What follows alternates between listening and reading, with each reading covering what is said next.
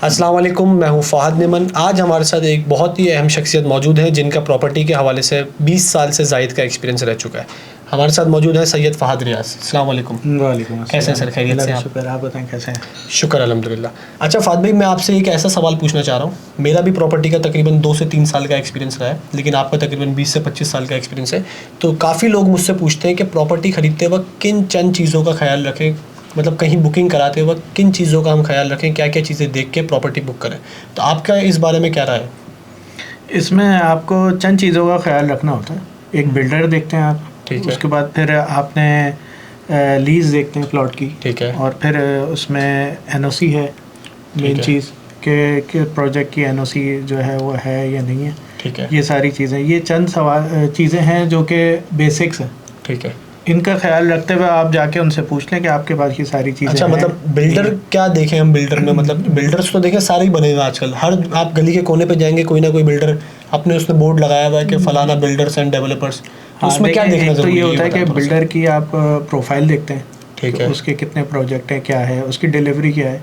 सही है। और मतलब उसके साथ उसका साथ आपने उसका पास्ट देखना है कि उसने कितने प्रोजेक्ट्स डिलीवर किए हैं, किस तरह प्लस के। फिर ये कि बिल्डर का फाइनेंशियल मसल जो है ना वो बड़ा इंपॉर्टेंट है। ये बहुत ज़रूरी चीज़ है, बिल्कुल ऐसे कि ही है। बिल्डर आपका फाइनेंशियल मसल उसका अच्छा है तो वो आपको ज़रूर डिलीवर करेगा। मतलब एक प्रोजेक्ट में तकरीबन 100 दुकानें हैं और 50 लोग इंस्टॉलमेंट दे रहे हैं, 50 नहीं दे रहे, लेकिन आपकी बिल्डिंग बन रही है। तो इसकी जो मेन वजह है वो बिल्डर का फाइनेंशियल मसल्स है। जी, ऐसा ही है बिल्कुल।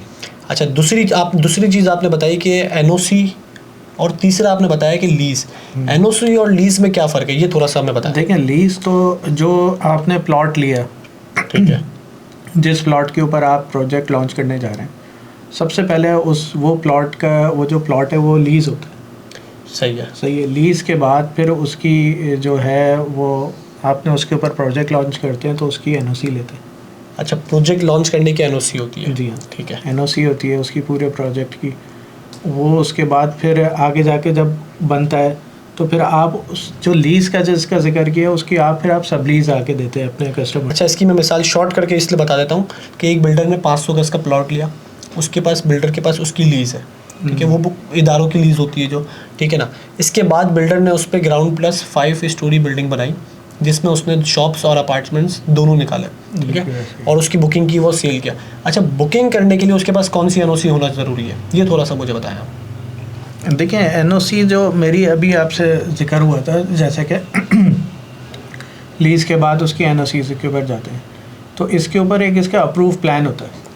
ठीक है, जो कि आप जमा कराते हैं इदारे में और इदारा उसको अप्रूव को पास कर, फ्लोर प्लान जिसको कहते हैं, ठीक है, वो सारे वो पूरे प्रोजेक्ट की जमा होती है। ठीक है, सही है ना, वो पूरे प्रोजेक्ट की जमा होती है। उसके बाद फिर आप उसके ऊपर लॉन्चिंग करते हैं, ठीक है, और उसके ऊपर कंस्ट्रक्शन करते हैं। अच्छा, कंस्ट्रक्शन की भी एनओसी होती है?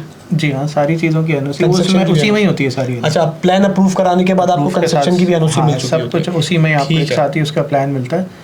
उसके बाद फिर जब आप उसको कंप्लीट करते हैं तो कंप्लीशन आती है। कंप्लीशन की भी एनओसी होती है? कंप्लीशन जो है ना वो एक यानी कि जब आपने प्रोजेक्ट कंप्लीट कर लिया तो उसका कंप्लीशन पे आता है। वो कंप्लीशन उसकी हो के फिर आपको उसकी सारी सब लीजें और उसकी जितनी डॉक्यूमेंटेशन है ना उसके अंदर सब शामिल हो जाते हैं। अच्छा, मतलब डॉक्यूमेंटेशन में आप पहली लीज गैस हो गया, अगर गैस नहीं है तो बिजली, और अगर पानी, ये सारी चीज़ें उसके अंदर इंक्लूड होती हैं। अच्छा, मतलब जो पहली लीज थी 500 गज के प्लॉट की, उसकी सब लीज मिलेगी अब लोगों को? उसकी सब लीज, वो तो मदर लीज हो गई। वो मदर लीज हो गई। फिर हमने जो 100 लोगों को शॉप्स या दुकानें दी, उन शॉप्स या अपार्टमेंट दिए 100 लोगों को, उसकी सब लीज होगी और वो लोगों को प्रोवाइड की जाएगी, ठीक है। चौथा आपने बताया था कि लोकेशन में क्या देखना चाहिए? मतलब अगर एक सोसाइटी लॉन्च हो रही है, एक प्लॉट की सोसाइटी है और उसमें 1000 प्लॉट्स हैं, तो उसमें हम किस लोकेशन पे प्लॉट लें, कौन सी लोकेशन अच्छी होनी चाहिए, ये थोड़ा सा हमें बताएं। कि लोकेशन अच्छी ही होती है, कॉर्नर हो, वेस्ट ओपन हो, ठीक है, और पार्क फेसिंग हो, यानी कि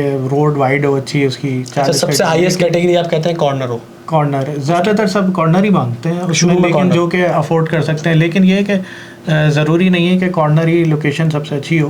बीच के प्लॉट भी अच्छे होते हैं, जैसे पार्क फेसिंग हो गया, 40 फीट वाइड रोड हो गई, ये सारी चीज़ें भी काउंट करती हैं। ठीक है। अच्छा, बहुत शुक्रिया फ़हद भाई, आपने लोगों के लिए टाइम निकाला।